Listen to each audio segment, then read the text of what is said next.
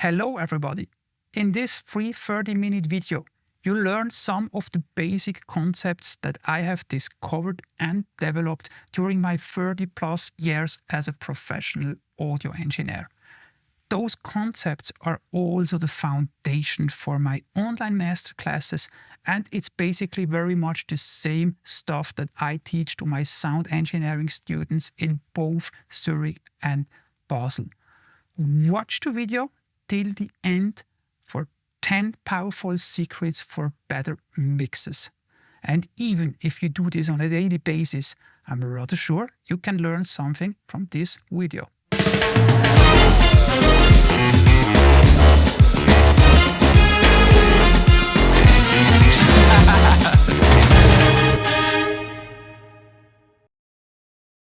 Well, first of all, if we analyze sound, no matter why we are in a recording or in a mix, I feel that it's most easy if we divide it into 3 categories. On one side, we have spectral balance.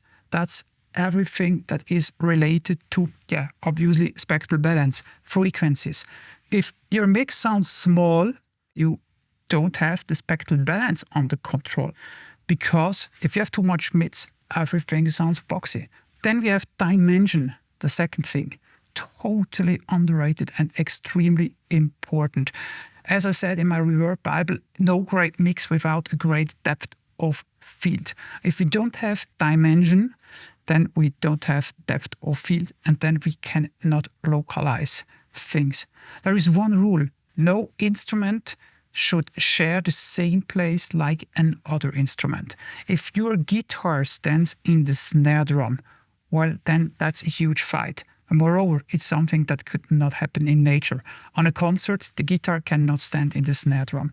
In a mix, that's very easy, because the snare mic is totally close to the snare. The guitar mic is totally close to the guitar. You might want to pan both in the middle. So what do you have? Then you have a fight, because both share the very same place in the speaker or in the listening place. That's a no-go. So either create space, and that's what is dimension all about. The tools are reverb, or you have to do it with panning or whatever. The third thing is physical integrity. And this is something you don't hear that often. Physical integrity is often referred to as punch. However, not in every musical genre you need always punch on a bass drum. In jazz, what we are looking for is sometimes punch, yes, but what for sure we always want to have is, if the bass drum had a certain size, like a 22-inch bass drum, we want to feel that, we want to hear it. A double bass has a huge volume in with him, the wood, way more than a violin. And our double bass, well, it should sound like a double bass. We don't want to hear the double bass like just a violin that was pitched down. If we record a Steinway D piano, 2.70 meters long, we want to feel that size. So if you don't have size correctly, your mix also sounds small. Not correct size is very often because of compression that are not set right, or mistakes in the recording, more later. Or if your dimension is not right, well, then again, everything sounds small. So fact is, if your mix still sounds small, it has to do with spectral balance not correct, dimension not correct, and physical integrity not correct. So we have to work on all those aspects.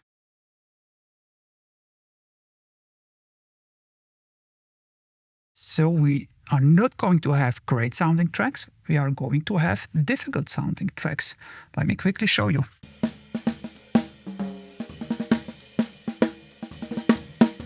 This is the snare drum, and as you can hear, it sounds boxy. Now, fix it with an equalizer. The goal is to find the resonating frequencies.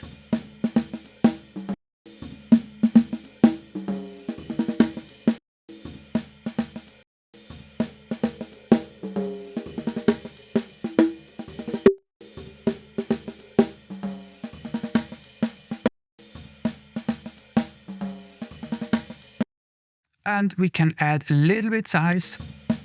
I will go through it quick. We can add a little bit snap. as we most likely lose level, we make it a little bit louder just to compare.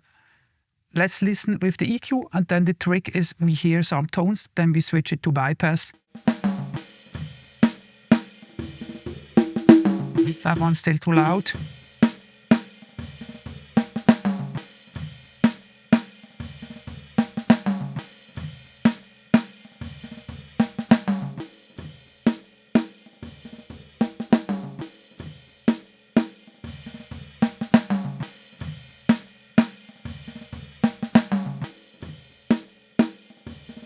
And now I'm rather sure you think, wow, now where you hear the corrected version and then the bypassed version, the difference is way bigger than you thought when you didn't hear the corrected version. I think that when you didn't hear the corrected version, you didn't hear that disturbing resonance so loud, right? And this is because your brain is correcting everything for you, which makes it very difficult to mix, because if your brain corrects everything, well, how could you hear it then? It is all training. Train with these equalizers, try to find disturbing and nasty mid resonances, reduce them. And then to make sure you got the right frequencies, listen to your corrected version for about 10 seconds or 20 seconds, then hit bypass, and then it should really sound clearly worse. If it doesn't sound clearly worse, if you hit the bypass, then you probably notched out the wrong frequencies, then you don't need that fix. You only need to fix if it clearly sounds worse in bypass. But first you have to fix it, and then you can hear whether your fix is right. So at the start, it might be a little bit trial and error.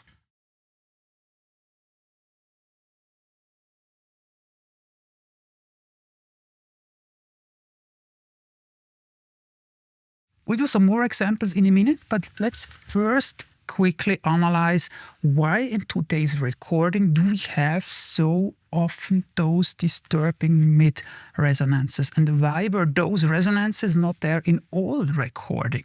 And we can assume they were not there because they didn't have FET filter EQs that we can just notch them down so precisely. Well, the reason is room resonances are coming, well, you guess it, from the room. Now, if you have large recording rooms, like the old big studios, while the room resonance, the resonating frequencies of the room might be down to 20 hertz or even 10 hertz. And that usually sounds great. That gives you some extra ball, some extra size. Now, if the room is maybe not that big, but still generous, or maybe the resonating frequencies are around 50, 60 hertz, so that still helps the bass energy and you don't have any problem in the mids. Now what happens if the room gets smaller and smaller and smaller and smaller? That's what we have today. Our rooms are as big as bathroom nowadays. The drum is in a small isolation booth, the guitar is in a small isolation booth. Well, the resonating frequency of the room comes up to between 300 and 600 hertz. So actually, those are the frequencies that we don't want to amplify, because those are also strong frequencies of the instruments. Because the instrument, like a piano with that wooden thing, also has some peaks between 500 and 600 hertz. So those are like the wolf tones of the instruments. That's not so much a problem. However, if you record it now in rooms that also amplify those frequencies, then we have a accumulation of mids, and this is not something nice. So I repeat it again, because our rooms are getting smaller, smaller, smaller. The resonating frequencies of the room comes to MIDI frequencies, and then that is not a good combination with the instrument that also resonates in the mids. But the instruments, they should, but the rooms should be fairly bigger, and then we wouldn't have the problem. Now, of course, budget is limited. We cannot always go to big rooms, and that's why, as an engineer, it needs to be trained to find those frequencies and to notch them out. And I have not mixed a single production in the last 20 years where I would not have done this. The better it's recorded, the less we can do it. But even on very good recordings, we have to do it, and it sounds better. The second reason why so many mixes are sounding small is missing dimension, no staging. And again, it's because we record in small rooms, we just have to do way more to stage the instruments later. Because if you have a big band or whatever in the old rooms, huge rooms, well, then the drummer is at the back. Just like if you record an orchestra nowadays, that's still recorded in concert room or in big studios because it just would not work otherwise. The timpani is at the back. The timpani plays, it comes to the main microphones, and the main microphone records it at the back, so no problem there. But today in pop or even jazz, every microphone has to be close. It has to be because the rooms are so small, and then the staging needs to come later. And actually here, a really important tip that I want to give is always use room microphones. And many engineers don't use room microphone if they record in small rooms, and they say there's just no difference in sound. So it makes no sense to record a room microphone. That is totally bullshit. Let me show you. This is the overhead.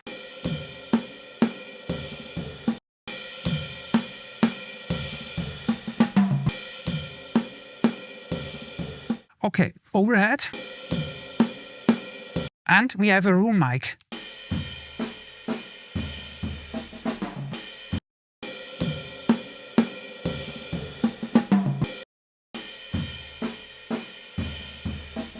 And although the room was small, the room mic does not sound the same like the overhead mic.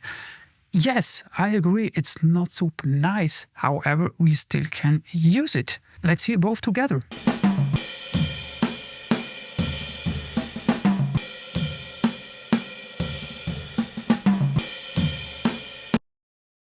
And it's very clear that we get some more room. And now it comes a very cool trick. If we don't have room microphones and we have a recording where the dimension is so small like here because the rooms were tiny, well, what should we do then? Well, a very cool trick, just give a lot of reverb wherever you like, just on the room mics. So we use the room mics to create something larger. If we hadn't room mics, if here the engineer would not have used room mic, well then we would need to give a ton of reverb to the spot mic, to the overhead mics and to the close mic, just because otherwise the drum would never go to the back. But if room mics were given to us, well then we can just use those to create even a bigger room. Let me demonstrate it. We can directly do this on the insert. To be quick, let's just use Altiverb.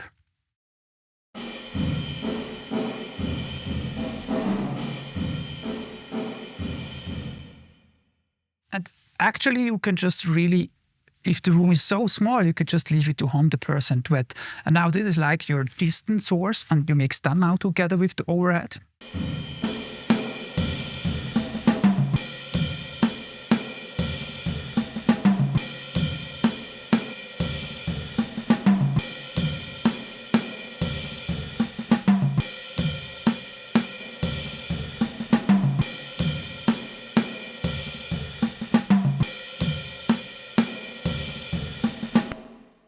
Yeah, and I guess you get the picture. Now you don't need to use so much room or reverb on the overhead and on the snare microphone. You still would use, obviously, a little bit reverb. Now you could just have a nice reverb tail on the snare up to taste, but you don't need the close mics and the overhead mic to recreate the room that was not given to you in the recording, because it would have been impossible because there was no room. So you have the room mics, and those you can take to feed reverb, and then it sounds way better.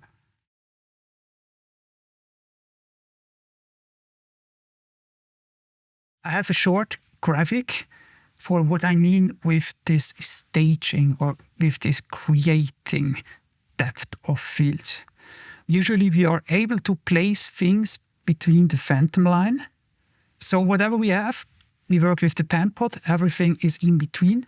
Either we work with panning, but then things are rather small.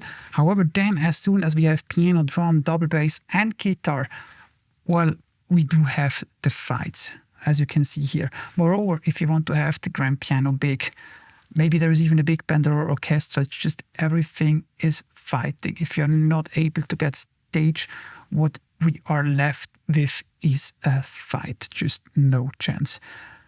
Now, what we have to do is we have to make the room behind the speakers bigger. And this is the craft of a sound engineer. We have to be able to place things in a way bigger room behind the speakers. That room is virtual. I call it virtual because it is not physically there, but every good engineer can place things in this room.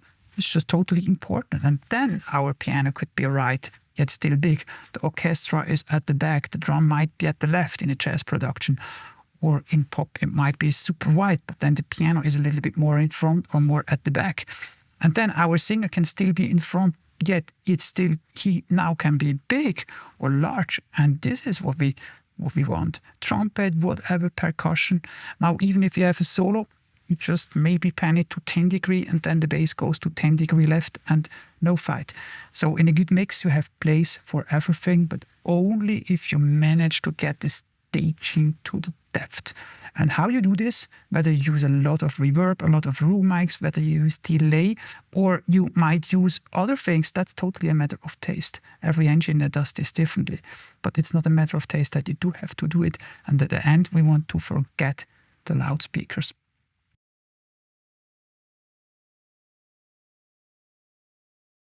And this entire thing must be robust. That's the most important thing. And another mix trick, your mix must be robust. Or it's maybe not a trick because you cannot do that so easily. This comes with the training. What I mean with robust is that wherever my mix is played, be it in a kitchen, on a shabby radio, be it on an iPhone, on an Apple, be it on a super expensive hi-fi loudspeaker setup, I want to make sure that whatever art I have put in my mix is coming out on that loudspeakers. If somebody is listening it on an iPhone speakers, yeah, the bass frequencies are gone. Yet I still must make sure the bass is heard. It might sound a little bit smaller. That's a basic fact. But my mix must still work. And the same goes with this depth staging. And I can really recommend you to get the Reverb Bible if you are interested to learn this. That's about an 8-hour masterclass, just really only about reverb.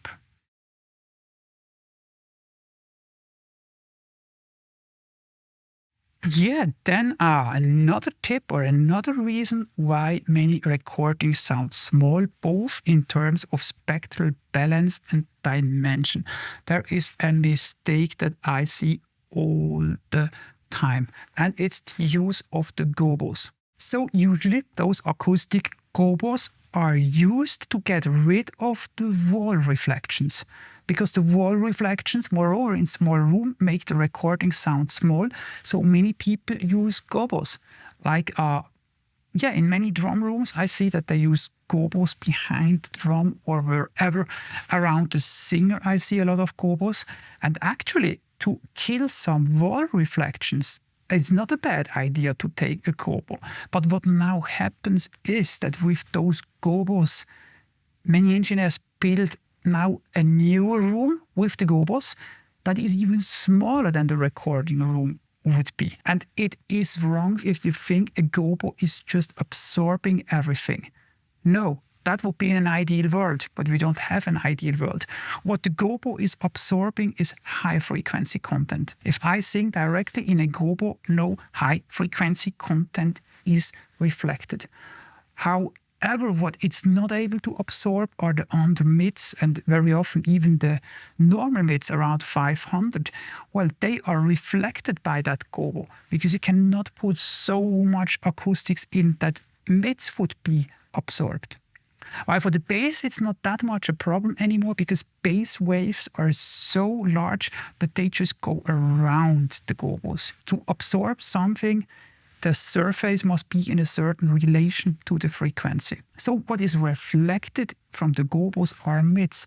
Now, the closer you put the Gobos around the singer, well, the more mid resonance you create.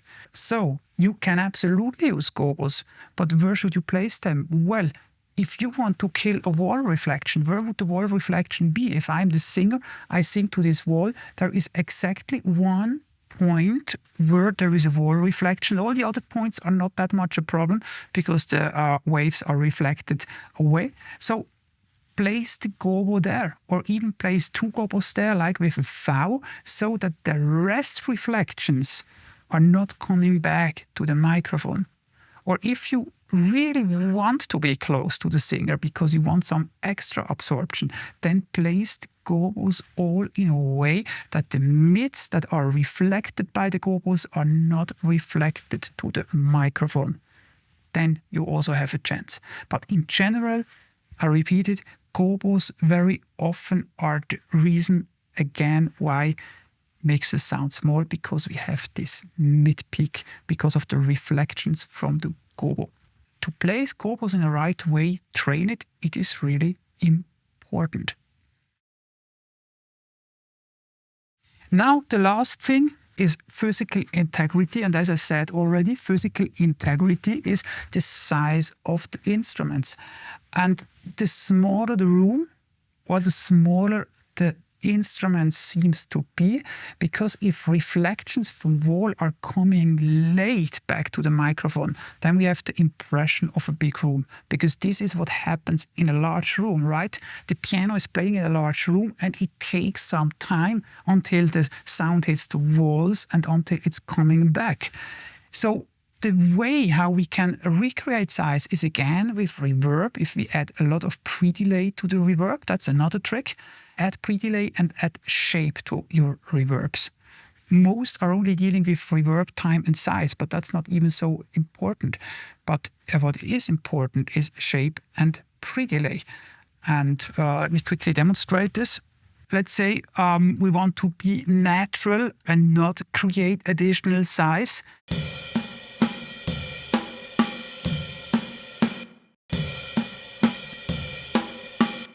Yeah, well, that would just sound more or less natural, but it's not euphonic, and for sure we have not increased size. Let's try to increase size. We just do what I said. We will have a little bit more size. Then more important, shape and spread. What shape and spread is doing, that it creates an envelope to it. Without shape and spread, your reverb is just there immediately and it goes away. But with shape, the reverb builds in a little bit more slow and it goes out a little bit more slow. So that gives us size. And we want to have some pre-delay that again simulates that the walls were far away.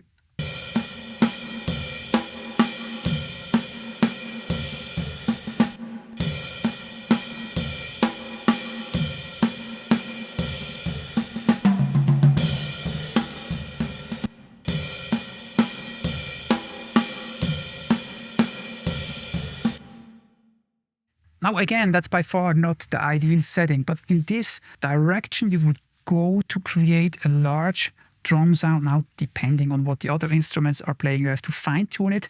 But now what happens is that you really hear a clear slapback from a virtual wall behind the speakers, and this is what gives size. Now, the other thing what gives size, or the other reason why you so often lose size, is that music is recorded with too much dynamic nowadays, because we don't have tapes anymore. We have computers with AE converters, and the dynamic is just recorded as it was produced by the musicians. And while some sound engineers and moreover some musicians think that's a great idea to record the entire dynamic, I say no, it is not, because, well, we are giving the control over the final level to our listeners. And our listeners will listen to the music way lower than we might want they would listen. Now, in original dynamic, well, a musician is playing in a way that all harmonics are always there. If you don't know what harmonics is, Google it, that's really important. But basically, every tone that every instrument can play or every musician plays has like its bass frequency, and then it has harmonics that go up to 20 or even higher to 40 kilohertz. So basically whatever tone is played, like a double bass plays the deepest tones, but it's full of harmonics that go up to the highest possible frequency. And those upper harmonics are usually softer than the bass frequency of the tone. So usually the harmonic, it's like a decrease. Those higher harmonics are absolutely important for size and for sonic beauty. Now what happens if you record them with original dynamic? So basically you could see this is like one tone, play loud. I painted here like a line. That's the maximum level that in an audition room someone can still take. That's the minimum level musicians are playing, so that all harmonics, also very high ones, are played. Now at home, I go through this really quickly. At home, well, the window in which we can hear sounds is way more smaller. At home, we never want to hear a snare hit as loud as it was played in the recording room. So the level is brought down. That's also the first thing that you do if you listen to music, even on an iPhone. You just set the level to a comfortable level for you, for the situation. Maybe you have guests and then the music goes again more down. So actually, this home maximum is already quite loud. And then we have a minimum, and the minimum level is also higher than in a real good audition room. Why? Well, just because you might have a fridge, you might have kids, you might hear birds from outside, you might hear a car from outside, you might hear the heating system. There's a lot of ground noise. So now, if you record original dynamic, what happens at home? It's brought down. So at home, you turn down the volume so that the loudest possible sound is at a level that you are comfortable with. Now what happens with the harmonics? They are even more down than before. And if you look now how far they are away from the home minimum, well, I say that's just no chance at all that those upper harmonics could be heard at home. So what is heard at home is just what is in this line, in this window.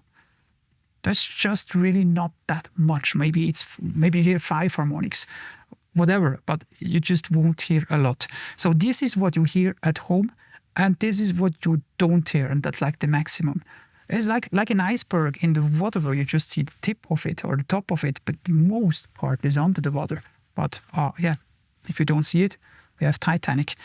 And here is the same problem. If you mix like that, well, all those harmonics, the gray one, are not there. What we have to do is we have to make sure that all harmonics, or I say whatever have been produced by the musicians, is important. So every harmonics, be it as quiet as it is, I want to make sure it's there.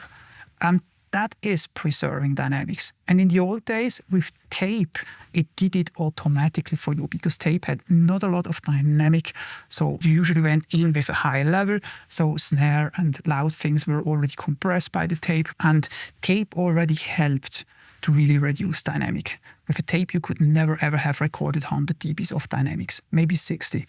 Yeah, but this is a point that we have to do. There are many ways how we do it, but one point is compression, and I quickly make you some examples. And let's really make this totally easy. We just work with that one.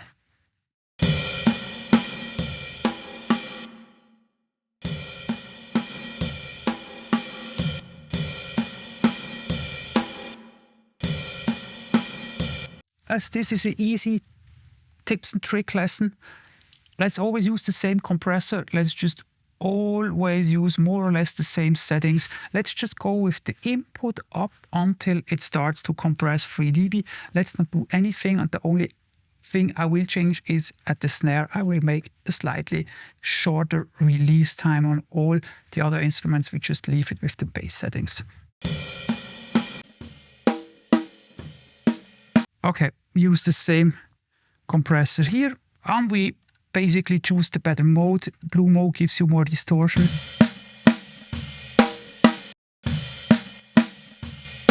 That's fine for now. Kick doesn't need compression. Should we compress the room mic? Well, why not? It gives a little bit more size.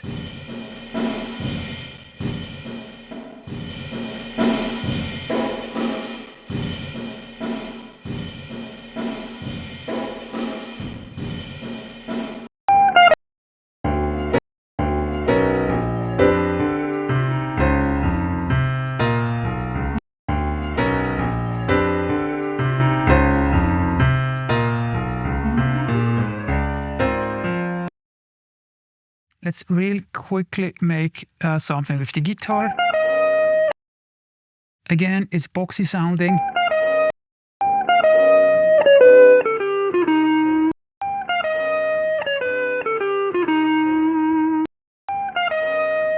Let's add a little bit of reverb.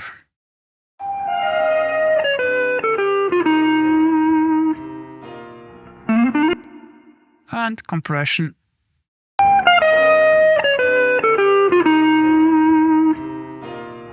Good. Let's quickly balance it.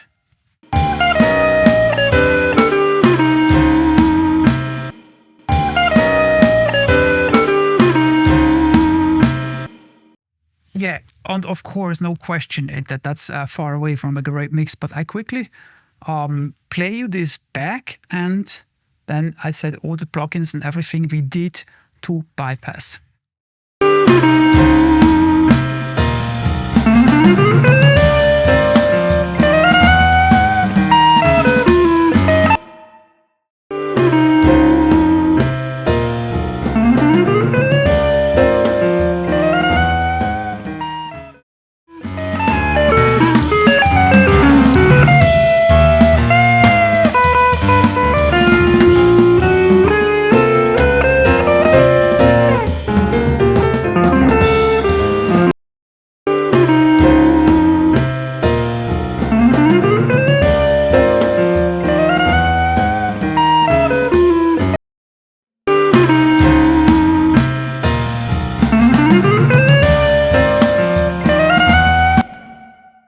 Yeah, this really just very quick. Of course, it's far away from a mix, but just to demonstrate those things that we said.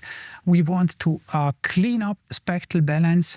We want to more or less create a depth of field or a staging. Watch my other videos for how this is working. This video is too short to really also create that.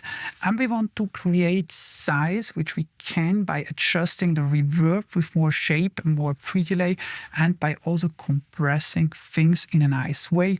If you're not sure how to compress, maybe just look at the gain reduction needle, just hardly does more than 3 dB.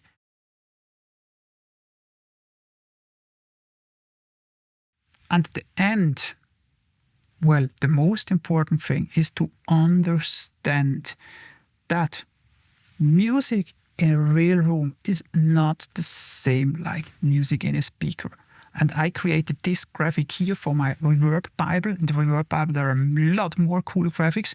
But I tried to basically, we have here 3 instruments, and the solid color is the direct sound coming to the hearing system. But then, as you see, all the reflections are coming from different directions in the real room, and our hearing system, or I should say our brain, is actually localizing those reflections. So that's why music sounds so nice in a real room. We are surrendered by sound. This is something we like. Now, no matter how great you record those reflections, if you are giving them to the loudspeakers, if you have room microphones, you give them to the loudspeakers, well, nice, but now they are all coming from the same direction because they are produced all by the loudspeaker membrane. They are not coming from the back anymore. They are not coming from above anymore. They are not coming from the floor anymore. The only place where they are coming from is the loudspeakers. And this is again why it's so important to create the illusion of a real staging, because what we see here, music on speaker, is exactly what we don't want to hear. We don't want to localize the speakers, but that's exactly what happens in a bad or in a not so good mix. While the music is given to the loudspeakers, we have paper membranes that are basically swinging, and if the mix is not great, we localize the speakers, and then at the end our mix can only sound small, because it's only big if you get the sounds behind the speakers. This is really all the magic. So, I hope you found this interesting and inspiring. But hey, this was just some tips and tricks and the overview of what I really can teach you. My real courses are 10 hours each, and they are based around conceptual and deep learning, Because my goal there is not just to sell you another course where you just see tips and tricks by an engineer. At the end, you will understand why your mix is not yet that good, and you know how you can progress and you will come to a higher level. Click below for more infos.